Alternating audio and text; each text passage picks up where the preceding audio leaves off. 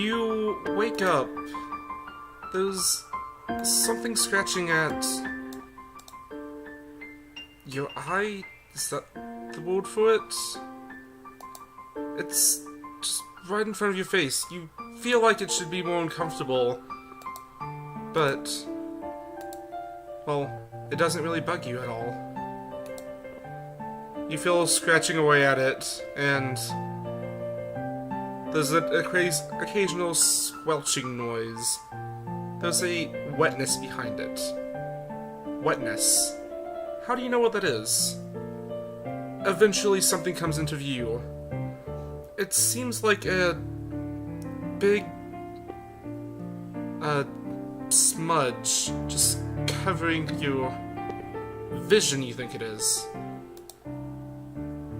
You see it move out of the way. Is that that's a thumb?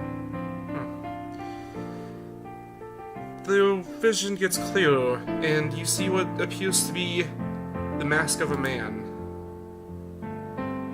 It looks like what you would expect a man to look like, despite the fact you not knowing what a man is.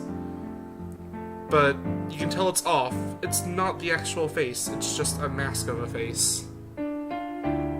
Oh, I'm sorry. I didn't mean to wake you up. Huh? What? There's always the chance that this will happen.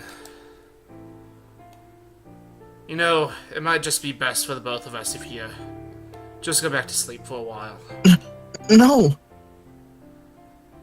No? No. Well, it's up to you. I guess, there's really no stopping you. Nothing I could really do to stop you, really.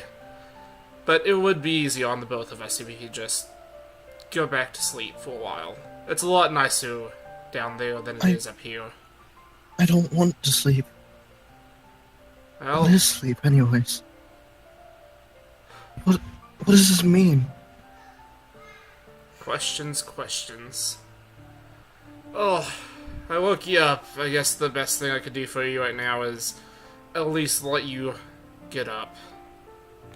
Do you feel arms wrap around you, lift you? You feel all these segments of your body just there. You're absolutely covered in mud. There's a strange, again, bit of a squelching noise as the mud just kind of like starts to drip away. There's still large chunks of it all over you. You glance down for a moment. Some of the appendages you have are, well, just white, slim little things. Well, I guess I'm gonna be on my way now. Sorry for What is waking you this? up. Oh, I would lift my arms if I could and look at them. that is your own.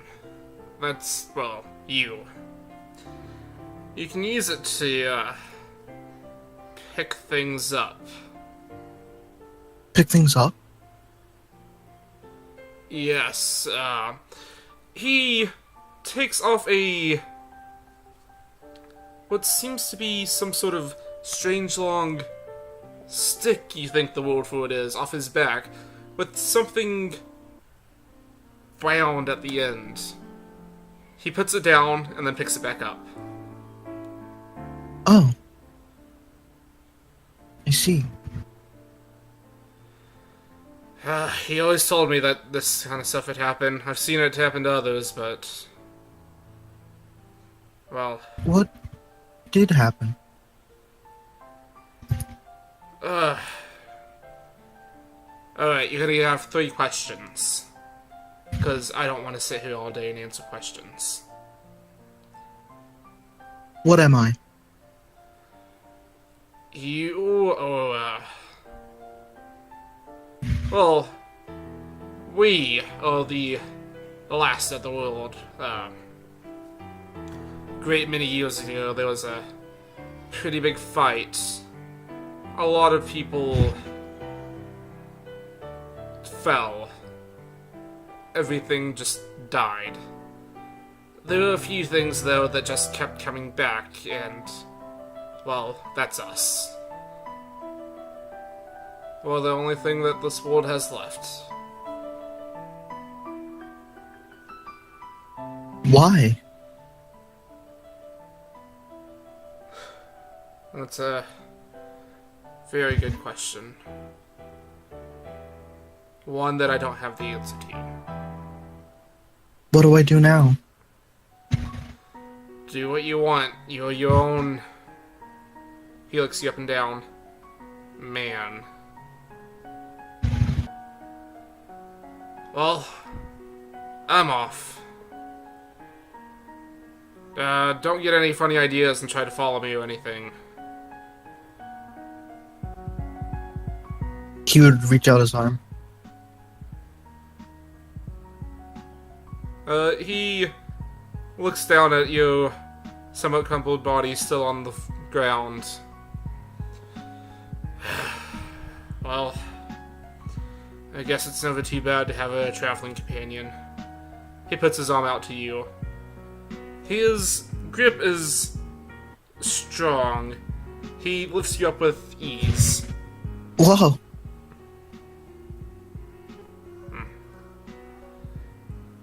Try walking around a little bit. It's probably been a while since the last time you did. Tries to walk, one step at a time. Roll a d20.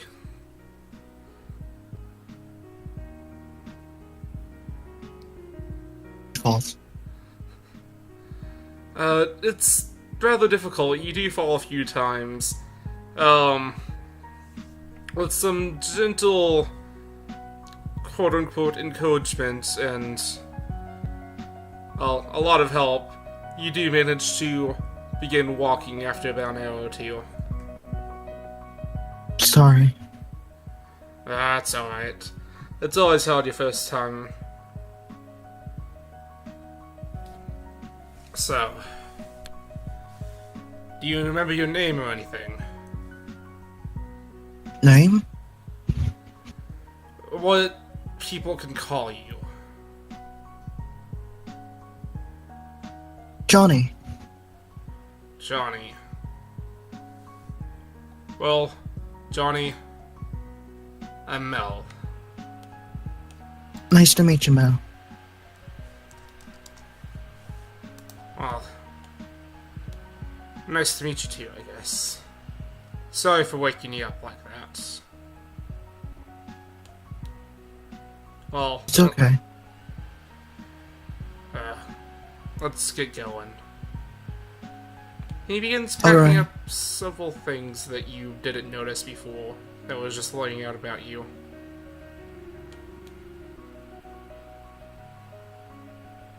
What are those? These... well... I use them to, collect things off people. Were you collecting me? Yes, I, didn't quite realize you were a sleeper. I thought you were just one of the dead.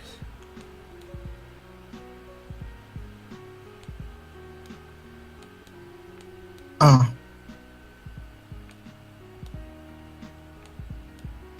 But yes, Johnny would fall silent.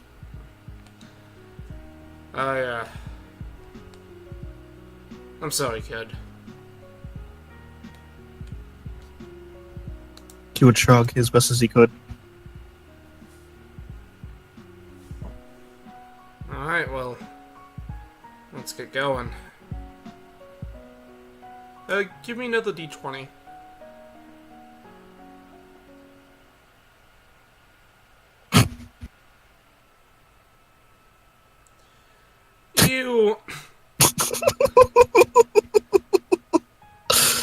You walk for some time, Along the way, well, actually not quite sure how long you walk. You notice that the sky is a perpetual gray. You feel like there's just something missing out of it. Some time passes and Mel looks over to you. What do you got in there? He points to your chest. In here? Yes. Do you look down? I do look down. You see that there is still a rather large clump of dirt just all inside of your ribcage. You see that there is a small green thing in it, with several silvery veins going out of it, wrapping around some of your bones. He pokes it. It has no reaction. It is rather soft, though. Squishy.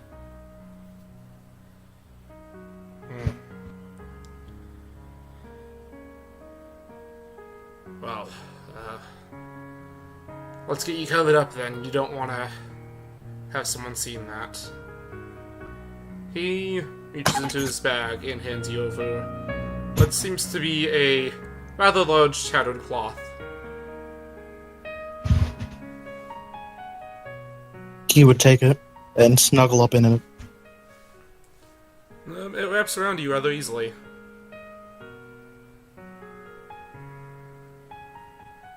I haven't seen something like that for a very long time. Not What do you mean? What you got in there is, well, never mind, he'll probably know more about it. Just collect. Come with me. He continues walking. Okay. You travel down the road. Your surroundings are completely bare. There's endless desert in all directions. You did look back a few times whenever you first left your area that you woke up in, and there was a small little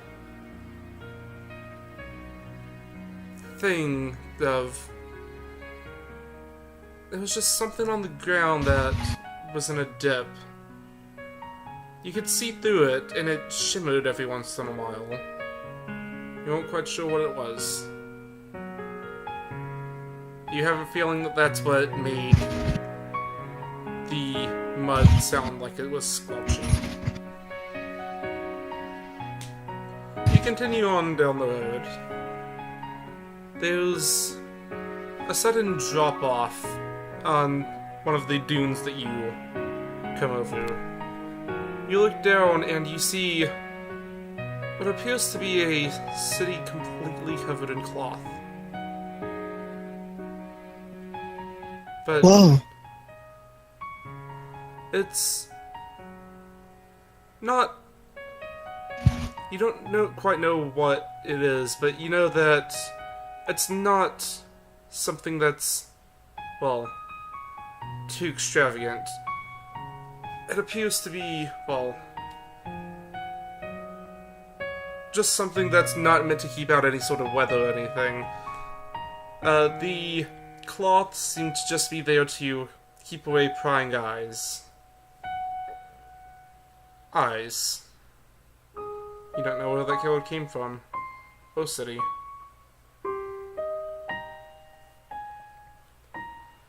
Alright, I got some, work to do in here. What do I do? Try to stay out of sight. Should I just sit here? If you would like. Wouldn't that be for the best? It would be for the best. Okay. He Just sit down. He takes a few steps, looks back at you, up and down, focuses for a moment on the thing inside your chest, and continues walking. Some time passes. Again, not sure how much time. There doesn't even seem to be a way to tell it. The sky is perpetually gray. But you don't ever seem to become bored or impatient. It's just rather a odd feeling with that. Occasionally there is the occasional passerby that does go within about 1,000 or so feet of you, but nothing ever too close. Some more time passes, and a familiar person in a man's mask walks back. Oh, you're back. Yeah, managed to get some of that sold. Anyways, I think that you'd want to. I think Oak would want to see you. Who? He can answer some of your questions. Okay. He would stand up. He Slowly. does put a hand out to help you out. He would gladly accept the hand. He helps you up, and he begins to circle you around the outskirts of the city. Your destination lies on the other side. It's a bit odd that he doesn't take you through it. And Isn't this slow? yeah, but well, the fewer that see you, the better. Oh. Is there something wrong with me? Well,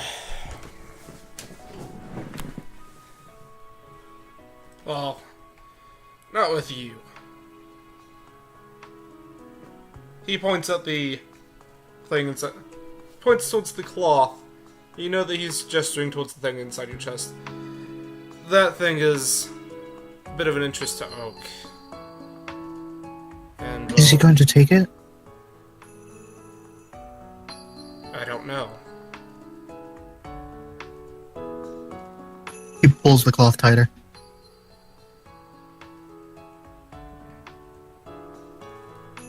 Protective. Well, I don't think he's the kind to force you to. Okay. He nods to you and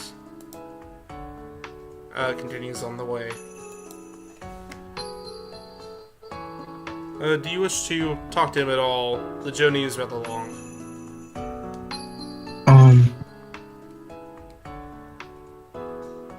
He doesn't really know what to ask, so he wouldn't ask anything. He would walk in silence. Nice to smell. A great amount of time passes, and, well, you begin to see a figure on the horizon. It's rather blurry at first, but as you get closer, it seems to be, well, an actual, very tall building. It seems to go up for, well, a very, very long ways. Maybe about 200 feet or so. Mel continues to guide you towards it. What is that? It's Oak's home. My Home? home. Yeah. Somewhere where when times get tough, you can stay for a while.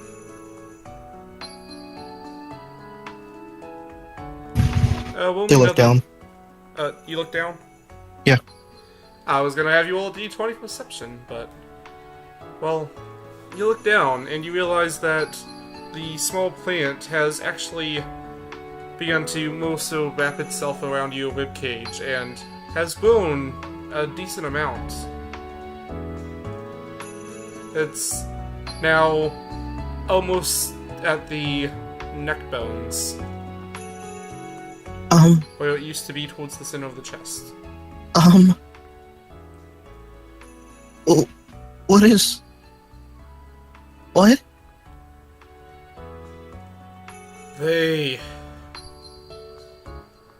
Things that live, grow, get bigger. We don't change like that anymore, but that can. At least, that's what I've heard.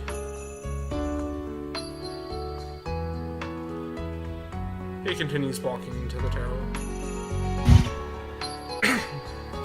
Johnny would try to cover it up as best they could. Alright. The cloth is very much big enough for you to cover it up. As he approaches the side of it, there's a rather large, well, you think that the word for it is door. It stands about twice as tall as you.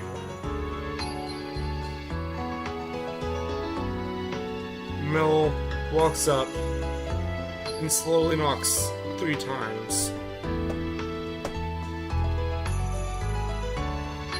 A second passes. Another moment. Another. Before you hear something on the other side, it sounds like scratching, clanking. Something's being moved on the other side. Whatever it is, after a little bit, the door opens. There's a rather tall figure in the doorway. While you stand around 5 feet tall, you think.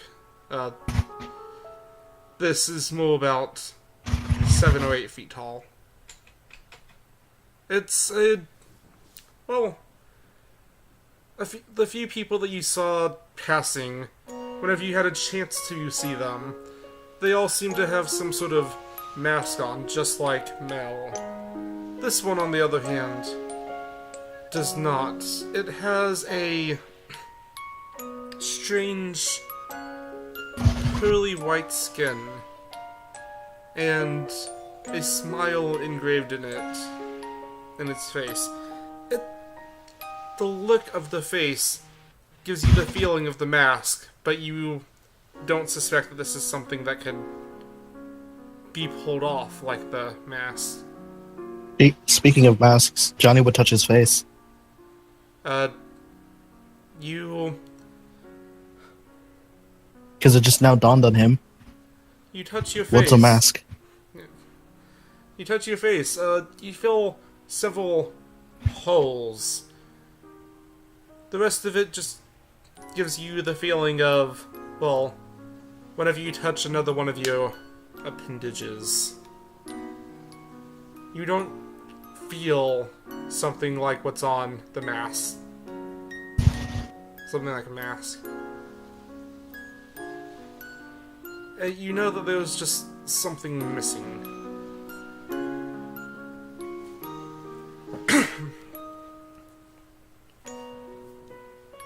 Huh. Where's their mask? I do not need one. Do I need one? Perhaps. Come in. The figure steps off to the side. You look behind them. There seems to be just books. You don't know where you know that word, but it's books. There's just completely lining the walls, and from full to the considerably tall ceiling, books. Johnny Go would ahead. slowly Oh, follow Mel. say that again. Johnny would slowly follow Mel. Mel walks in. So, Mel, would you care to explain this? I, I was collecting, and, well, seems like I disturbed one of them. Sorry again, he looks over to you. Yeah. I thought he was one of the dead, but he's more like one of us. I see. Well, Jo- continue on. What are you saying? Johnny would stretch, and the cloth would probably open a bit. He doesn't know why he stretched though. He doesn't have muscles. He doesn't know why he stretched, but he did. I see. So you were trying to get that. Yeah. I figured you would be interested in that. Yes, it's been some time.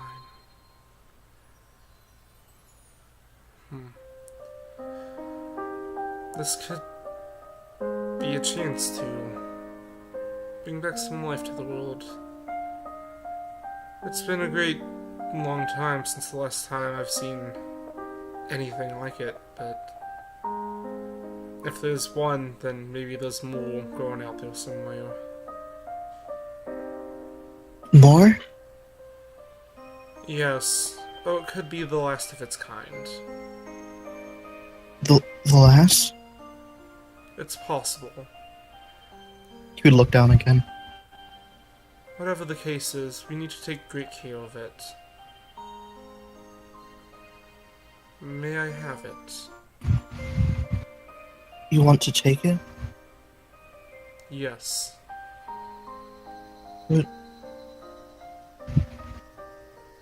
But isn't it part of me? Well, I guess in a way. But if you let it stay inside you for too long, it's going to pin you down to the ground. You won't ever be able to move again. It's just going to keep growing till it's too much for you to bear. But it's mine to bear. Well, if that is how you feel about it, I could find you a spot to sit down for a while, and I could help you take care of it. Or, if you would like for me to, I could always take it out as I said, give you a mask, some clothes, and send you out to meet the rest of us. I'm sorry, I'm forgetting you're new to all this. Let me... He thinks for a moment. What all did you explain to him? He looks over to Mel. Well... Not too much. Let's see. I see.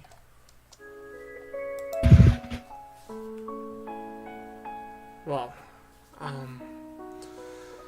I'm sure you're very confused and have several questions about this. Is there anything you would like to ask me? Why is this happening? It's happening because, well...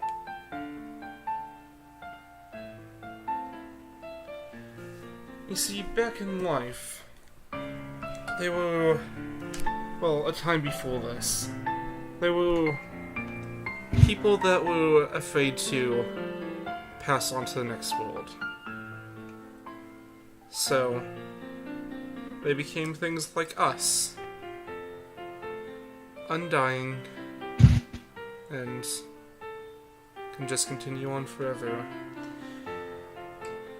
Sometimes the undead, their years grow to tire them, and it ends up a situation like, well, what you encountered. You've slept for so long that you've forgotten your past life, it seems. Yeah. Many of us do. It's not too uncommon, it's just not too common, I guess. Well, I just contradicted myself there. Sorry, this is all a bit exciting for me. Well, another perception. Oh, not just roll d20. Oh my god! Can I re-roll, please? Yeah. I'm gonna get a 4. Well, I got a 4. Alright, so the entire time he's been talking, the person's face has not moved at all. The smile is just continuously going. No movement of the lip or anything. It feels off to you. How are you talking? Much the same way that you are. No, he meant the smiling person. Yeah, that's the one that replied. Okay. Yeah, so. We don't really have anything that allows us to speak anymore, so there's a certain thing that's, I guess it's getting rarer by the day, called magic. Magic? Yes, it allows for interesting things to occur. Us being able to speak is one of them. But... Can Sorry. Can I control it? Possibly. But it's something that's been leaving the world more and more every day. The more people tap into it, the quicker it goes. One day, it might not even be enough to support us anymore. We might all just... Crumble? Yes.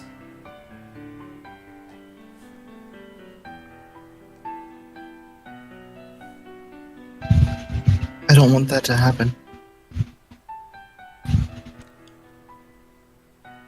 One of the best ways that this could happen is to bring life back to the world.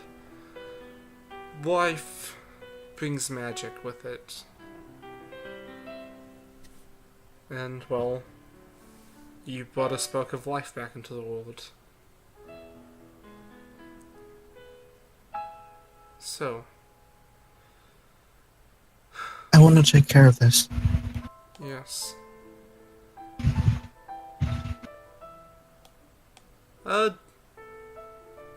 You have noticed that at this point, it didn't feel like too long ago it was at your neck, but now it's, well, tickling the bottom of your chin.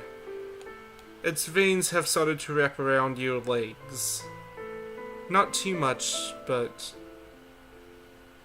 slowly.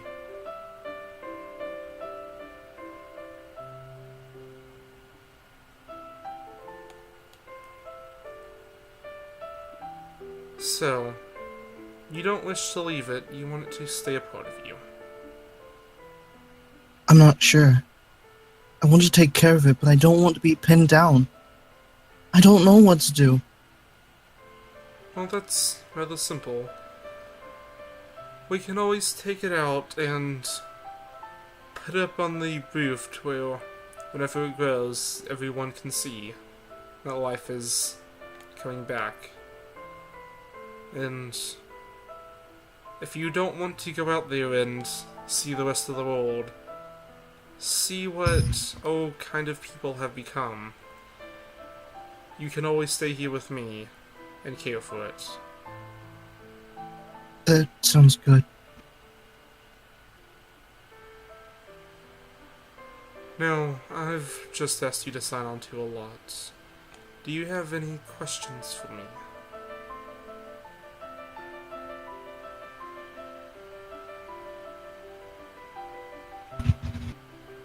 He, um, he looks down at his hands.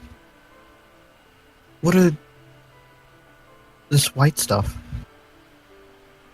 Those are bones. Bones? Yes. Whenever a creature dies, the rest of its body erodes away, and eventually all that's left are bones. A lot of the time So- these go away as well, but for things like us, they stay around for a little bit longer.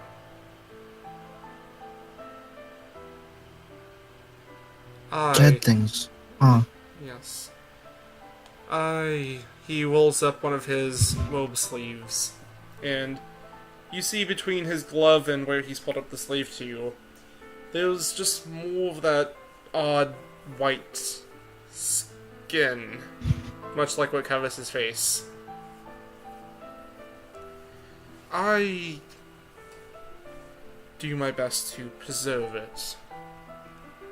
I'm attempting to save the knowledge of the world, so that if anyone wishes, they could come and learn about the past. I wouldn't be doing too good of a job of it if I put it away now, would I? Yeah. He steps forward a bit. How do we plant this? On the roof. Well, we're going to have to... He thinks for a moment.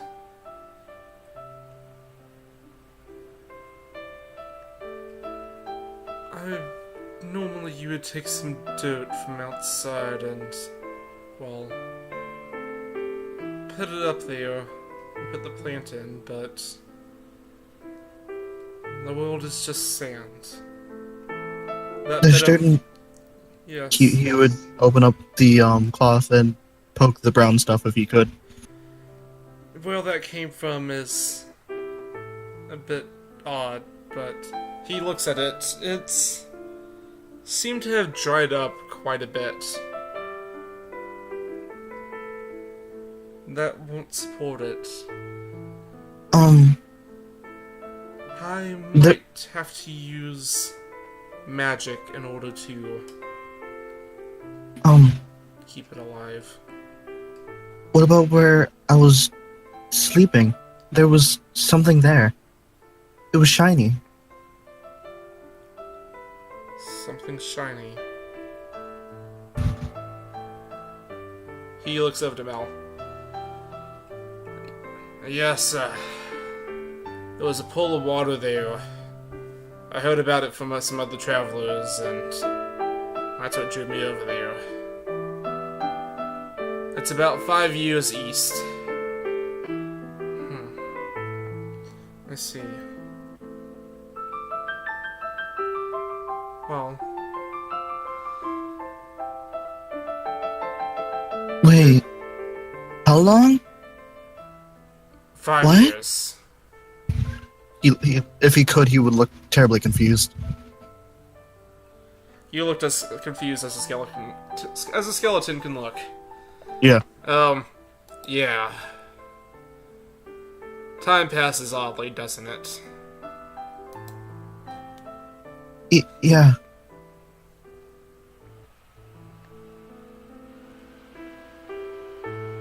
Well, it doesn't mean too much to us. At least, not for... Not until very long from now, but... I'm just gonna... I don't know about all this stuff. I just collect what I can. Okay, I'm gonna head out again. I've been here long enough. Mind if I leave? He looks up to you. Johnny. here with you. Yes, Johnny, I do want to talk to you a little bit more about what you would be doing if you were staying here to care for this. Okay. At this point, Mel quietly excuses himself. Johnny would try to stop him for a second. Do you go out and grab him, or...? Yes. He looks back to you. Thank you for waking me up. He nods. And then he let goes.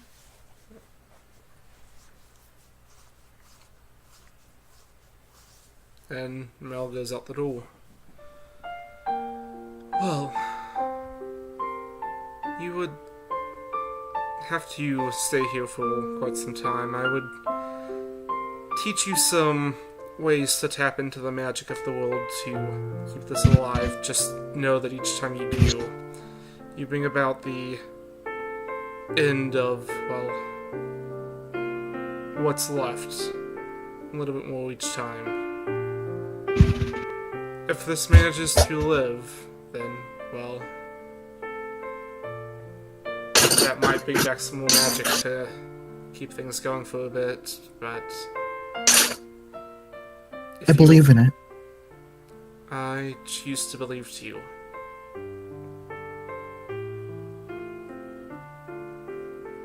Well... I guess, let me take you to the roof. He motions towards the stairway. He would follow. He takes you up to... well, you climb stairs for what seems like a fairly short time. And at the end of it, you stand atop the roof, which is about 200 feet high. You look out, and nothing as far as the eye can see. Just endless desert. Johnny would look down. The plant has continued to grow a little bit more, not too much. It's moved on from tickling the bottom of your chin to somewhat wrapped around it, but not restraining it. The vines of it are slowly creeping down your legs. You can watch them grow. They're now down to your kneecaps.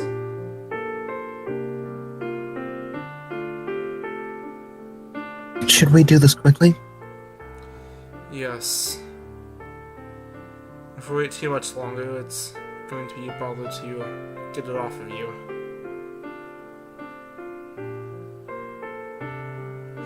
He takes a step forward and stops for a second, looking at you, almost as if he was asking if you were ready.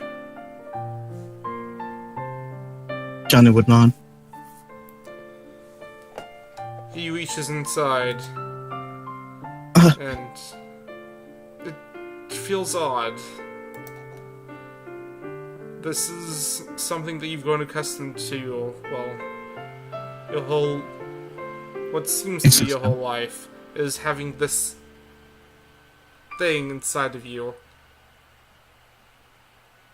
It takes a lot of effort.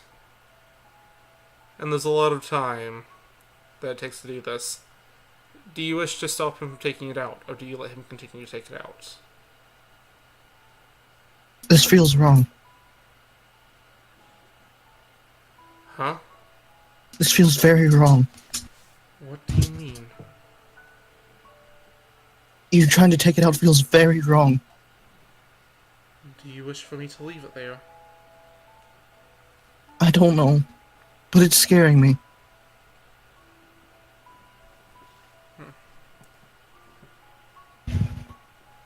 Well, not sure about how much longer we can wait, but if you would like to make your decision later, well, we can try to do that. I have a question. Yes. If it grows around me, will I not be able to take care of it? With a bit of magic that I can teach you, you should be able to take care of it. Can I do that? Yes, if that is what you wish. So, do you give your life up to stay pinned to the ground and care for the tree? Yes. Alright.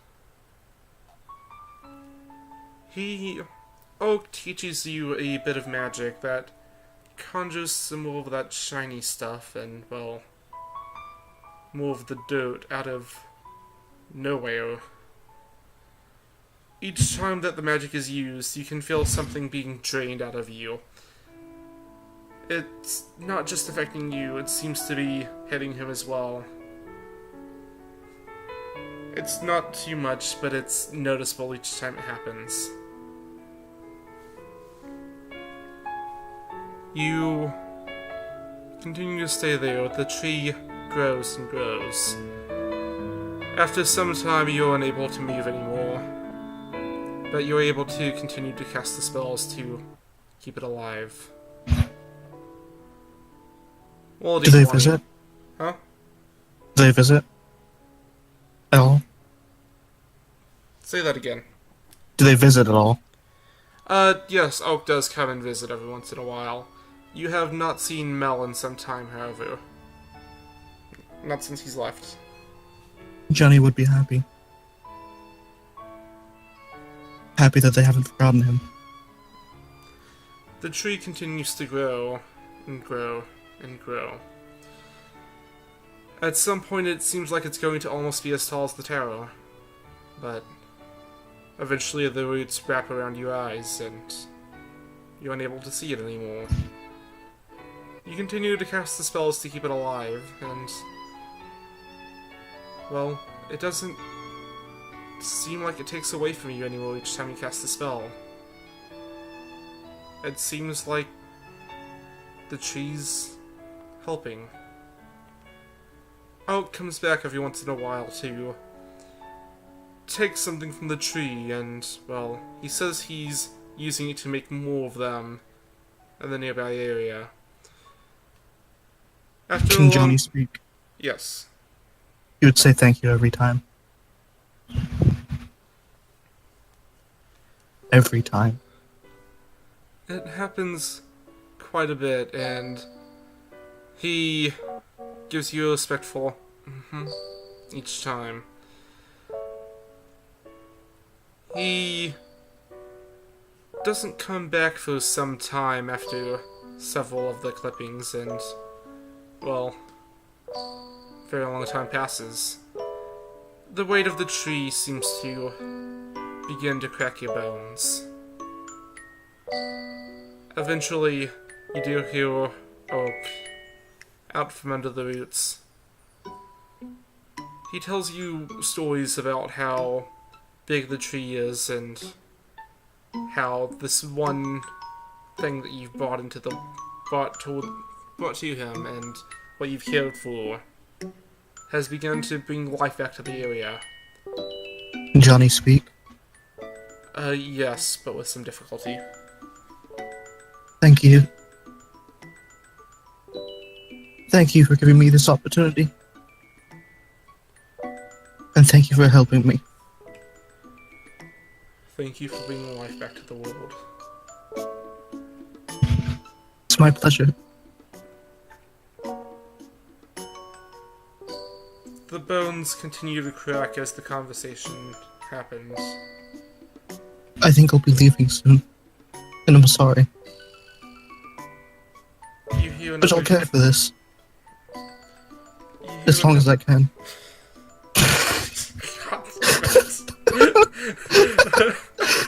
I'm trying to be serious here. I'm trying to be serious too.